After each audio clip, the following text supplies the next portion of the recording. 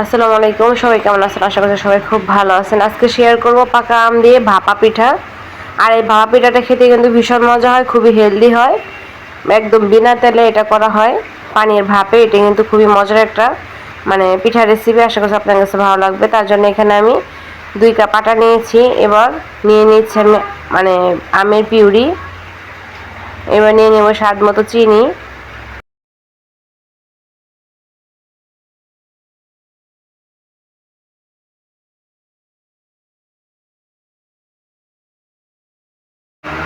এবার নিয়ে নিচ্ছি বেকিং পাউডার 1 চামচ। এবার নিয়ে নিব স্বাদ মতো লবণ।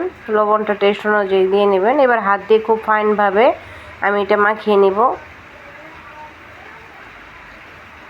এটা হাত দিয়ে আগে সবগুলো উপকরণ ফাইনভাবে হাত দিয়ে এভাবে ডলে নেবেন, তাহলে কিন্তু পিঠাটা একদম সুন্দর হবে। এটা হাত দিয়ে ডললে অনেক সুন্দর হয়।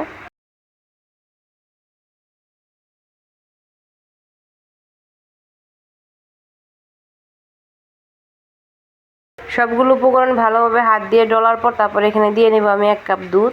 দুধটা আপনাদের প্রয়োজন অনুসারে দিবেন, যতটুকু ব্যাটারের কনসিস্টেন্সি দেখে তারপরে দিবেন। এভাবে আমি অল্প অল্প করে দুধ দিচ্ছি আর ফাইনভাবে মিশিয়ে নিচ্ছি। মিশিয়ে নিয়ে এরকম ফাইন একটা ব্যাটার তৈরি করে নিয়েছি, দেখতে পাচ্ছেন। একদম কেকের যে একটা ব্যাটার থাকে না, ওইরকম একটা ব্যাটার আমি তৈরি করে নিয়েছি। এবার নিয়ে নিলাম 4টা বাটি। আর 4টা বাটিতে কিন্তু আমি আগে একটু তেল ব্রাশ করে নিয়েছি। আর এই 4টা বাটিতেই আমি এই পিঠাটা বানাবো পানির ভাপে। আর ওইদিকে কিন্তু আমি পানির ভাপটা বসিয়ে দিয়েছি। আর ব্যাটারটা একদম দেখতে পাচ্ছেন ফাইন একটা কেকের ব্যাটারের মতো হয়েছে। ঠিক এইভাবে ব্যাটারটা করে নেবেন।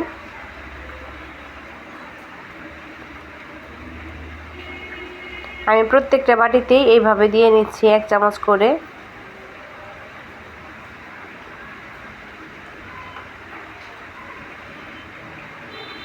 এই পাকা আম ফুরিয়ে যাওয়ার আগে এই পিঠাটা একবার করে খেয়ে দেখবেন, খুবই মজা হয়।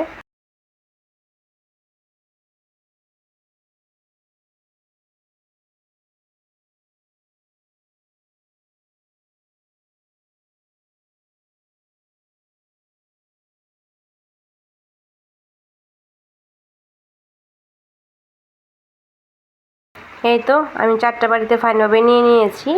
এবার আমি যে স্ট্যান্ড বসিয়ে দিয়েছিলাম পানির ভাপের উপর, পানিটা আমি আগেই কিন্তু জাল করে নিয়েছি এবং ভাপ বসিয়ে দিয়েছি। ভাপ ওঠার পর আমি ওই বাটিগুলো এখন সেট করে নেব এখানে।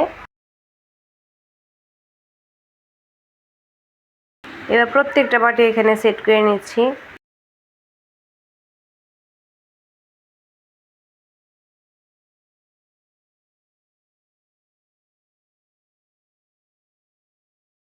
এবার ঢেকে দিব একটা ঢাকনা দিয়ে, যেন কোনো বাতাস বের হতে না পারে।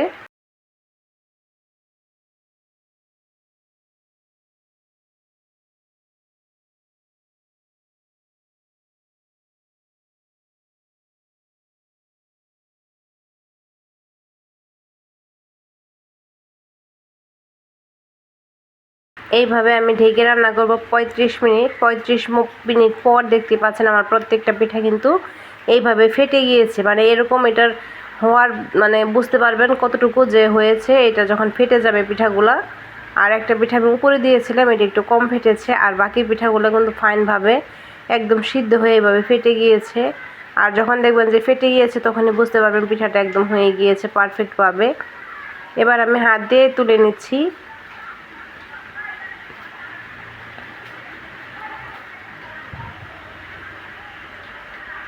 এই পিঠাটা এত মজা হয় খেতে, ভীষণ মজা হয়। ভিডিওটি পর্যন্ত যারা চলে আসছেন প্লিজ একটা লাইক দিন।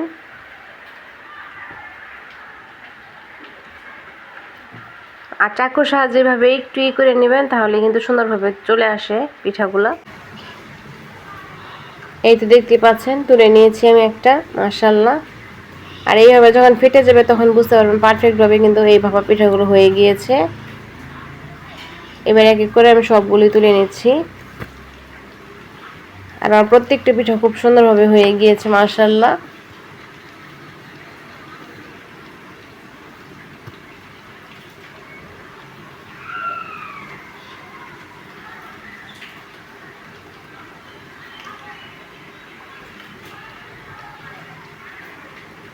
আমি 4টা পিঠে খুব ফাইনভাবে তুলে নিয়েছি।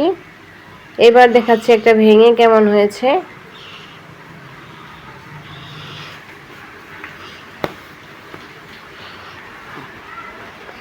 দেখতে পাচ্ছেন একদম ফাইনভাবে সিদ্ধ হয়ে গিয়েছে ভিতরটা।